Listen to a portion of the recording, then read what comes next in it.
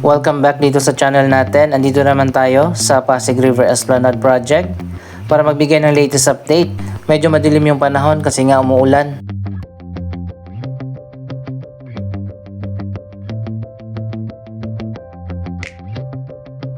Last week ay nagbukas na nga yung iba't iba mga commercial areas dito sa ilalim. At sa ngayon ay patuloy pa nga yung pagbubukas ng iba pa.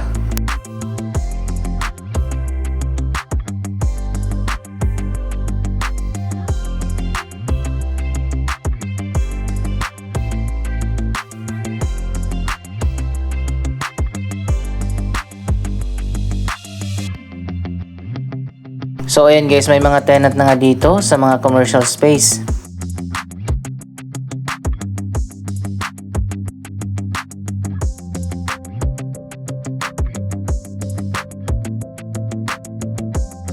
Mas dumami na ngayon ang mga tenant. Yung iba naman ay open for business na talaga. Ayan o, pwede na talagang kumain at magmerienda dito.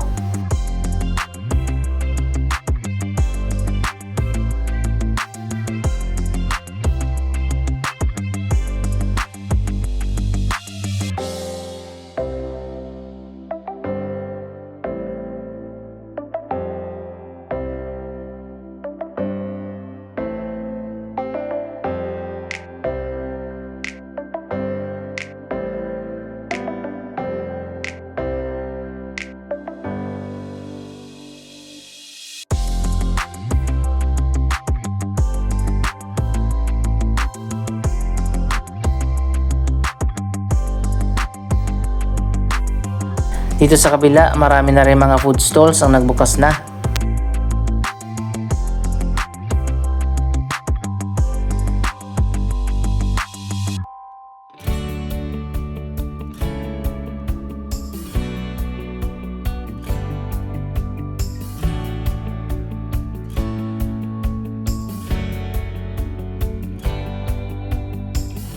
Ito yung ilan sa mga food outlets na pwede nyong bilhan dito.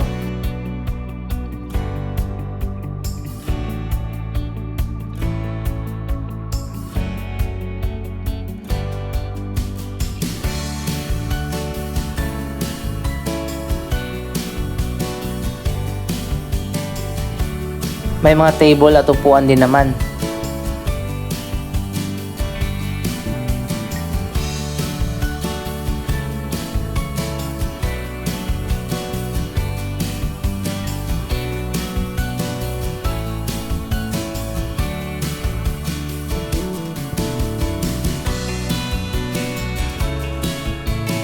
May vending machine pa dito.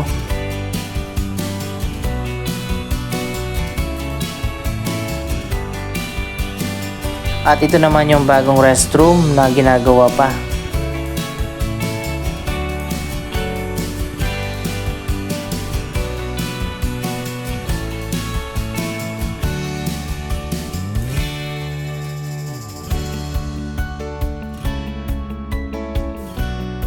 Dito sa kabilang side, mas marami ang commercial space. At sa ngayon, marami pang vacant.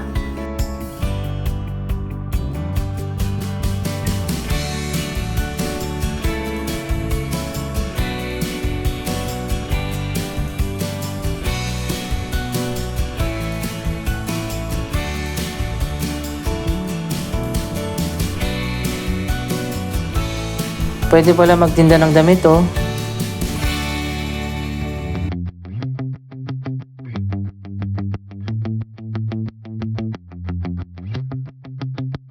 At mayroon na rin karinderya.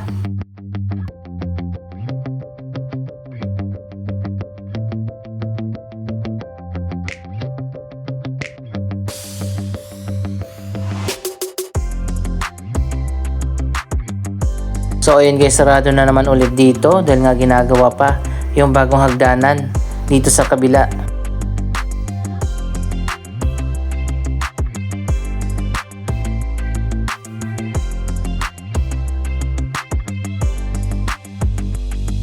Wala tayong choice, doon tayo dadaan sa taas.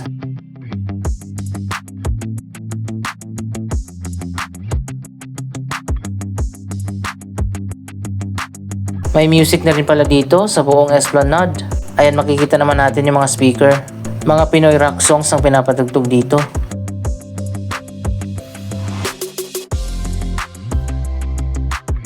Tingnan natin yung finishing na ginagawa doon sa kabilang side.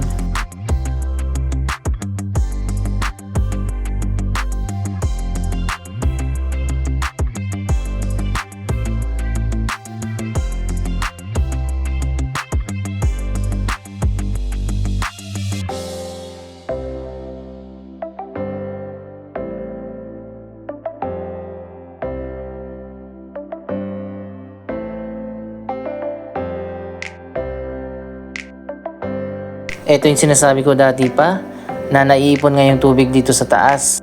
Dapat talaga ayusin nila yung drainage system.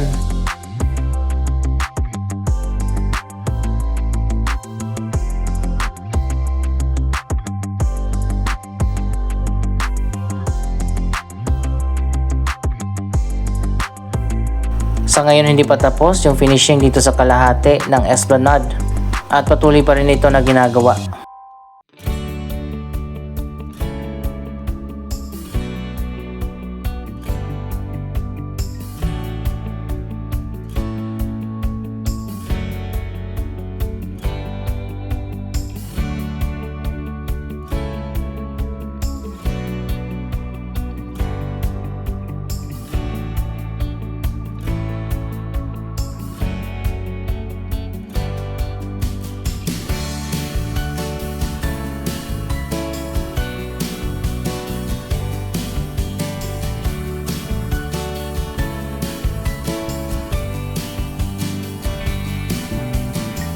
Hala, magkakaroon pala ng videoke dito. Patay tayo dyan.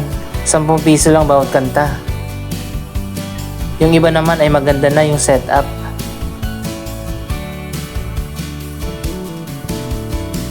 Ito yung nabili natin dito sa isa sa mga store.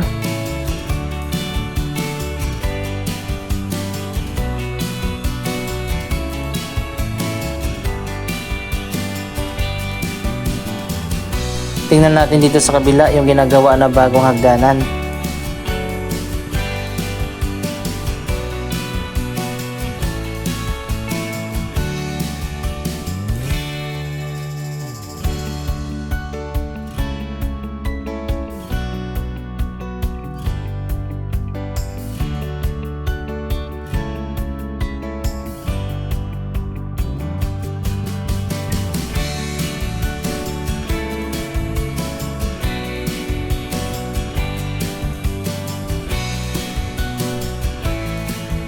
Ano kaya magiging function nitong maliit na eskinita?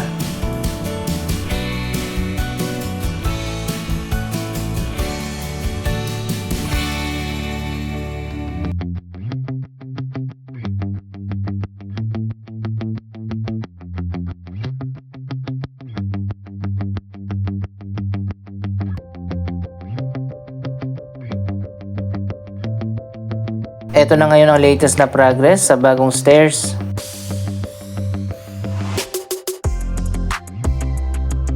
Malapit na siyang matapos.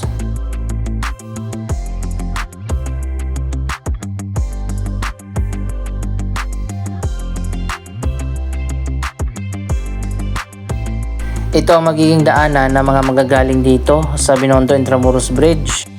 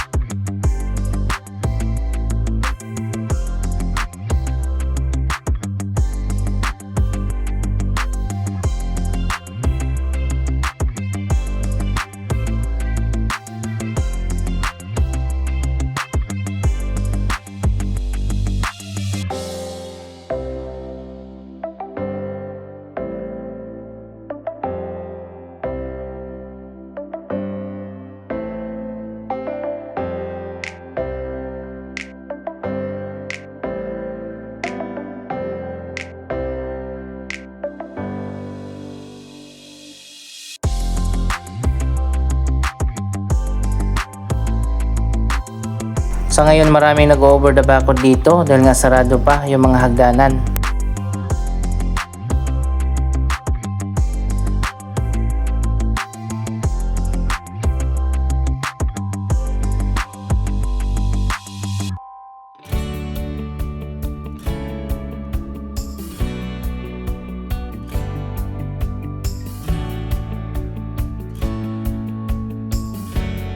Dito naman tayo sa dulo ng esplanade, hindi pa rin tapos ang ginagawa na finishing.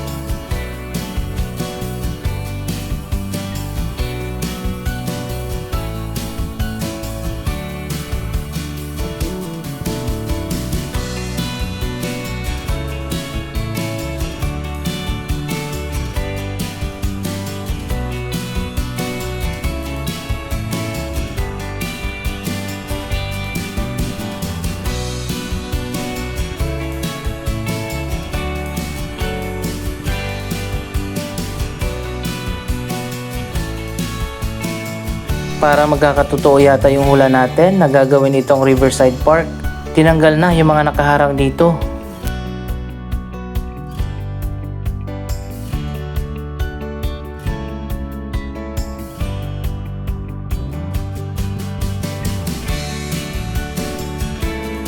So ayan guys, napakalawak na lugar na ito sa labas ng Intramuros along Pasig River. Sana gawin nga itong Riverside Park.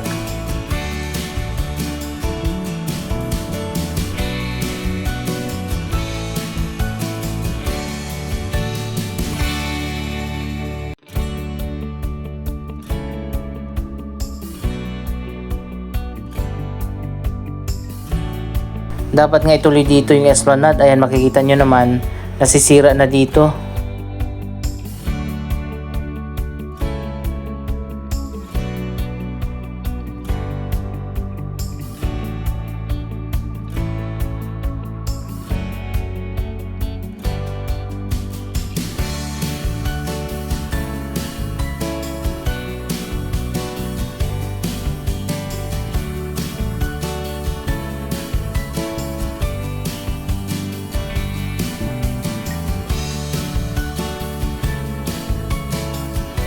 Ang lawak nitong area na ginagawa lang tambakan.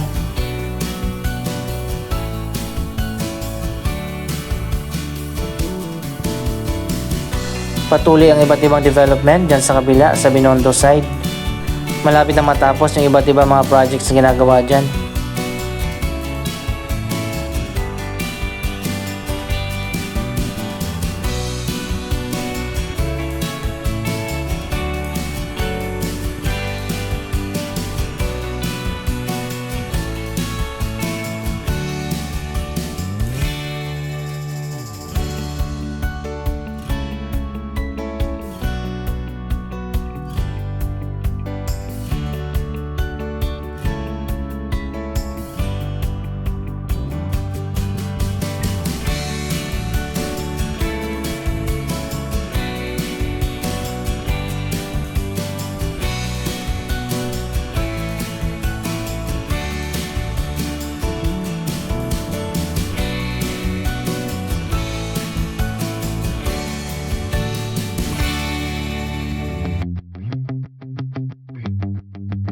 Mas konti na ngayon ang tumatambay dito sa taas ng tulay mula na nagkaroon na ng Riverside Esplanade.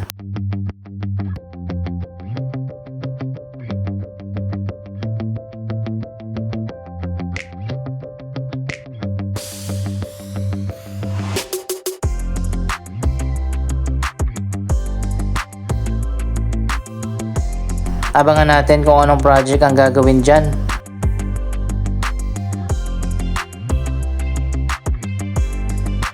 Anong masasabi nyo sa progress ng proyektong ito? Mag-comment lamang yan sa baba ng inyong mga reaksyon. Maraming salamat sa inyong panonood. Don't forget to like, share, comment, at subscribe. Thank you for watching.